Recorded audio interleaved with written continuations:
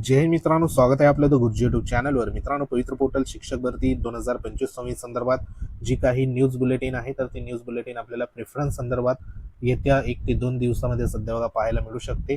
सध्या तरी शिक्षक पद भरतीमध्ये आपल्याला 21 ते 22 हजारची जी काही पदभरती आहे, तर ती पदभरती फेज 1 मध्ये सध्या होताना आपल्याला पाहायला मिळणार आहे. मग ह्याच्यामध्ये ज्या काही जिल्हा परिषदच्या वेकन्सी, मनपाच्या वेकन्सी, त्यानंतर नपाच्या वेकन्सी, खाजगी अनुदानितच्या वेकेन्सी आणि महत्त्वाचं या ठिकाणी ज्या काही आश्रम शाळेसंदर्भात वेकेन्सी, अशा बऱ्याच मोठ्या प्रमाणात ज्या काही वेकेन्सी आहे तर त्या पवित्र पोर्टलवर अपलोड झालेल्या आहे. मग ह्याच्यामध्ये आपल्याला सर्वात महत्त्वाची जी काही वेकेन्सी असणार आहे ती म्हणजे विदाऊट इंटरव्ह्यूची वेकेन्सी. मग विदाऊट इंटरव्ह्यूमध्ये सर्वात जास्त जी काही वेकेन्सी येत असते तर ती जिल्हा परिषदची सध्या बघा आपल्याला पाहायला मिळत असते. तर आतापर्यंत जवळपास या ठिकाणी विदाऊट इंटरव्ह्यूची जी काही वेकेन्सी आहे तर त्या 21 ते 22 हजारमध्ये जवळपास संपूर्ण आस्थापना मिळून 15,000च्या जवळपास या ठिकाणी आपल्याला विदाऊट इंटरव्ह्यूची वेकेन्सी पाहायला मिळणार आहे. आता ह्याच्यामध्ये 15,000 जरी इथं पकडले, परंतु फक्त जिल्हा परिषदची जर इथं वेकेन्सी जर आपण पकडली विदाऊट इंटरव्ह्यूची, तर ती जवळपास या ठिकाणी 11 ते 12,000च्या घरामध्ये सध्या पाहायला मिळते.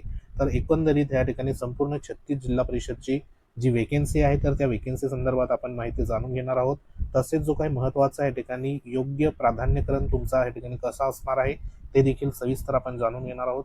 तत्पूर्वी तुम्ही जर आपल्या चॅनलवर नवीन असाल तर चॅनलला आवर्जून सबस्क्राईब करून घ्या. बाजूला बेल आयकॉन आहे त्याला देखील प्रेस करा. तर मित्रांनो, या ठिकाणी एकंदरीत विदाऊट इंटरव्ह्यूच्या जिल्हा परिषदची जी काही वेकेन्सी आहे तर ती 12,000च्या घरामध्ये सध्या बघा आपल्याला आलेली पाहायला इथं मिळणार आहे. तर आपण संपूर्ण जे काही जिल्हा परिषद आहे तर त्यांची नेमकी किती वेकेन्सी सध्या आलेली आहे, त्याच्यामध्ये काही जिल्हा परिषदांमध्ये या ठिकाणी शून्य देखील सध्या बघा वेकेन्सी, म्हणजे एकही वेकेन्सी आलेली नाही.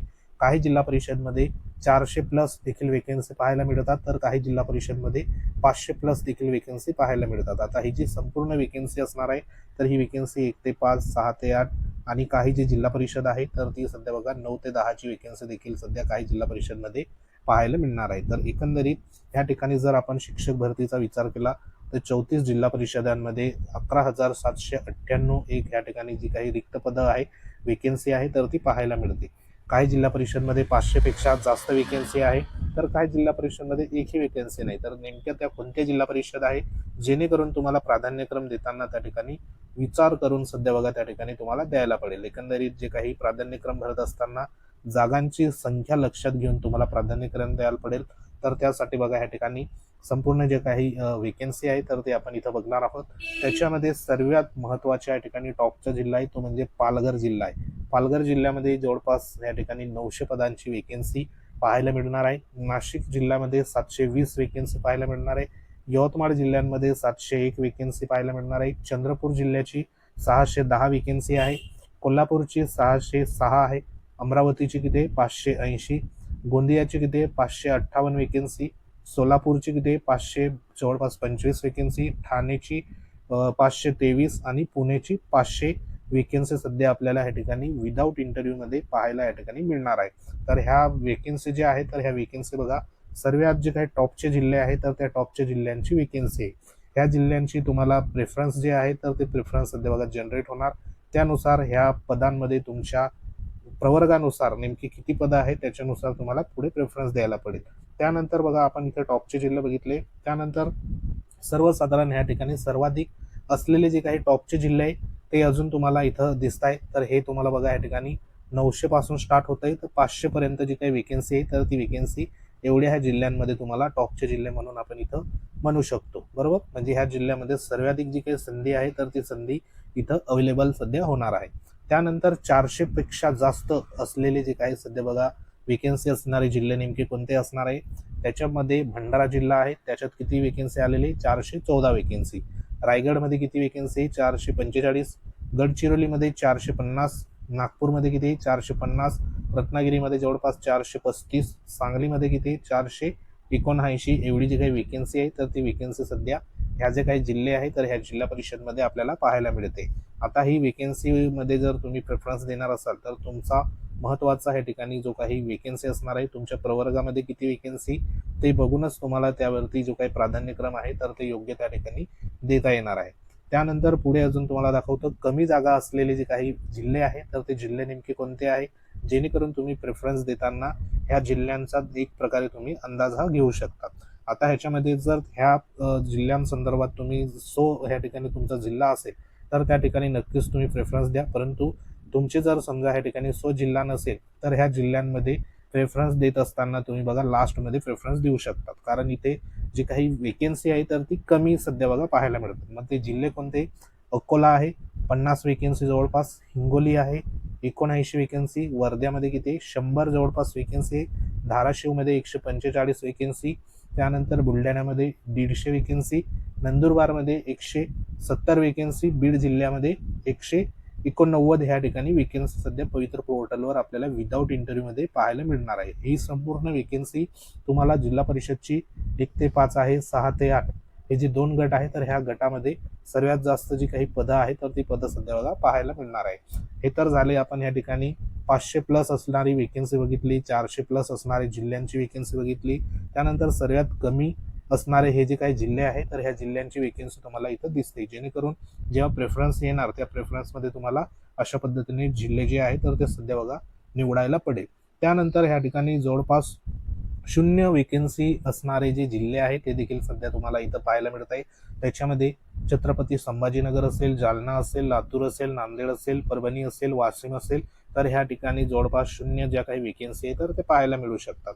आता ह्याच्यामध्ये 0 जरी असली तरी देखील इथं बघा काही प्रमाणात जी काही वेकेन्सी आहे तर ती मे बी इथे येऊ शकते, कारण ह्याच्यामध्ये बदल जो आहे तर तो बदल देखील होऊ शकतो. परंतु आत्ताच्या घडीला हे जे काही जिल्हे आहेत तर ह्या जिल्ह्यांमध्ये 0 वेकेन्सीची माहिती आहे तर ती माहिती सध्या बघा मिळत आहे. म्हणजे अंतिम जी काही वेकेन्सी सध्या बघा पाहूनच तुम्ही या जिल्ह्यांना सध्या तुम्हाला प्रेफरन्स हे द्यावं लागेल. आता संपूर्ण जरी वेकेन्सी आपण इथं बघितली तर जवळपास ही जी वेकेन्सी आहे तर ही वेकेन्सी 11,700 प्लस जी काही वेकेन्सी सध्या आपल्याला पाहायला मिळते, म्हणजे जवळपास 12,000च्या घरामध्ये जिल्हा परिषदची वेकेन्सी पाहायला मिळते. त्याच्यामध्ये परत या ठिकाणी आश्रमशाळेची वेकेन्सी बघा ऍड होणार आहे, बरोबर. त्यानंतर खाजगी अनुदानाची वेकेन्सी ऍड होणार आहे विदाऊटमध्ये.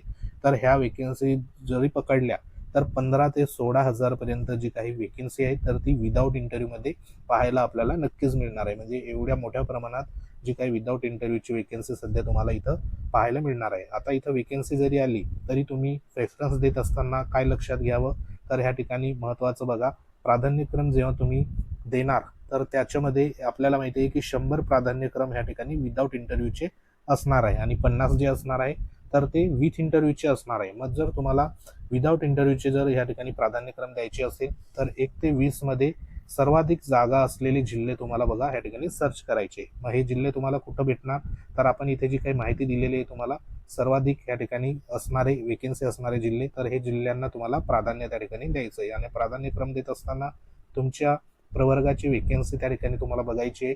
त्यानंतर 21 ते 50 प्राधान्यक्रम मध्ये तुम्हाला ज्या जिल्ह्यांमध्ये 400 प्लस वेकेन्सी आहे तर असे जिल्हे तुम्हाला प्राधान्यक्रम त्या ठिकाणी द्यायचे.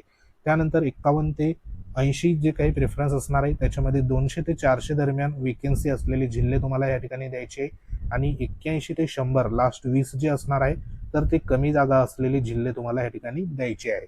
तर अशा पद्धतीने तुम्ही जे काही वेकेन्सीनुसार त्या ठिकाणी प्राधान्यक्रम आहे तर ते सध्या बघा तुम्हाला इथं द्यावं लागेल. आणि ही रणनीती तुम्हाला बघा एक नमुना म्हणून आहे, कारण प्राधान्यक्रम आपण वेगवेगळ्या सध्या बघा जे काही कारणानुसार प्राधान्यक्रम त्या ठिकाणी जनरेट करून तिथं देऊ शकतो. परंतु ही एक महत्त्वाची बघा एक स्ट्रॅटेजी असणार आहे, कारण जिथे जास्त वेकेन्सी त्या ठिकाणी तुम्हाला जास्तीत जास्त निवडीची चान्सेस सध्या बघा असणार आहे. कारण एखादा उमेदवार सध्या 1ली ते 12वी जर पात्र असेल, बरोबर, आणि त्या उमेदवाराला या ठिकाणी 150 मार्क असेल तर तो उमेदवार काय करेल, जे काही वरच्या वर्ग असतो, बरोबर, 9 ते 10, 11 ते 12, तर अशा वर्गांना त्या ठिकाणी प्राधान्य क्रम देत असतो.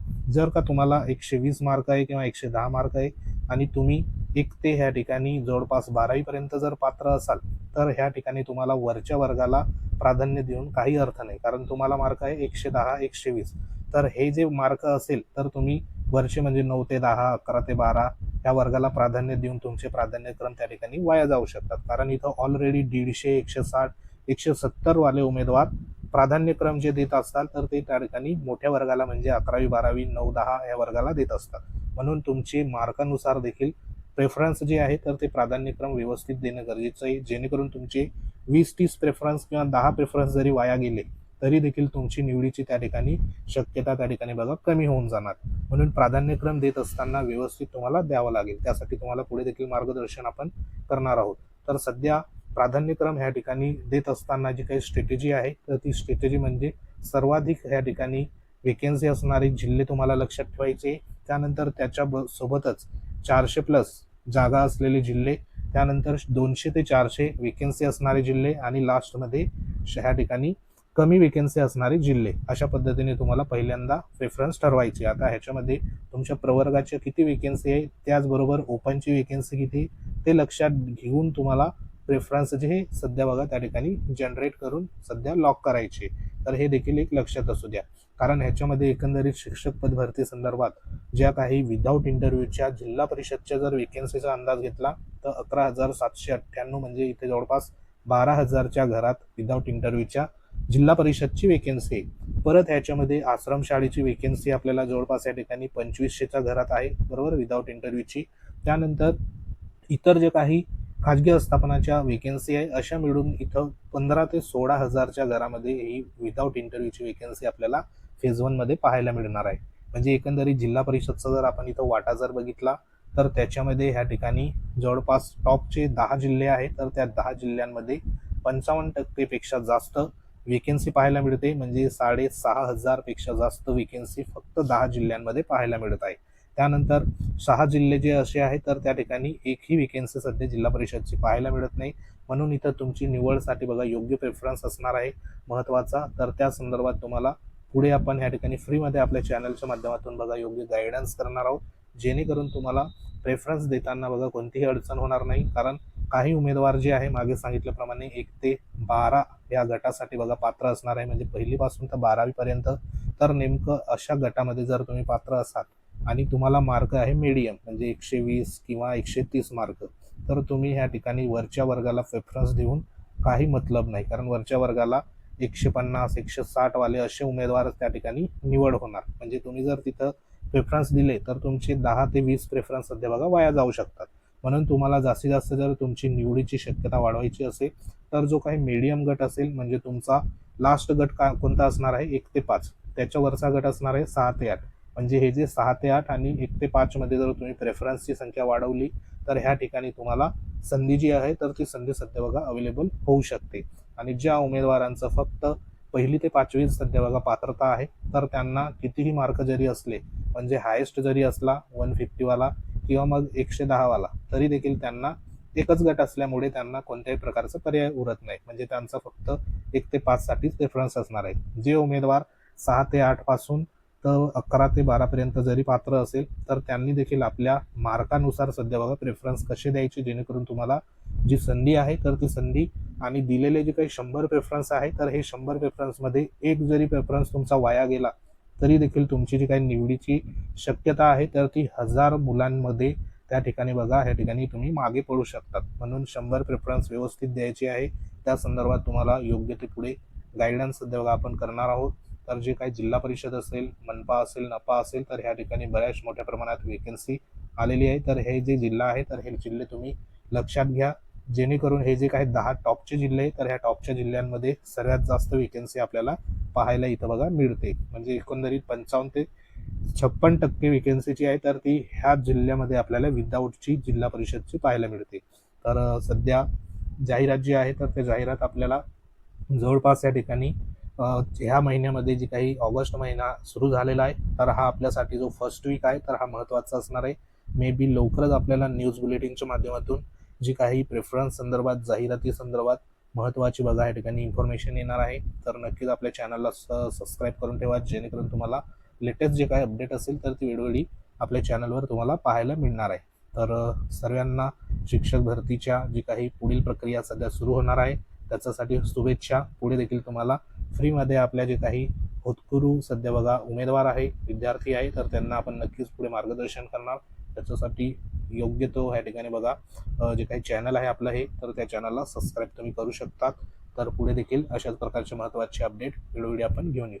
तर महत्त्वाची माहिती होती. माहिती आवडली असेल व्हिडिओ लाईक करा, शेअर करा. तुम्ही जर आपल्या चॅनलवर नवीन असाल तर चॅनलला आवर्जून सबस्क्राईब करून घ्या. बाजूला बेल आयकॉन आहे त्याला देखील प्रेस करा. तर भेटू आपण पुढील महत्त्वाच्या अपडेटमध्ये. तोपर्यंत जय हिंद, वंदे मातरम.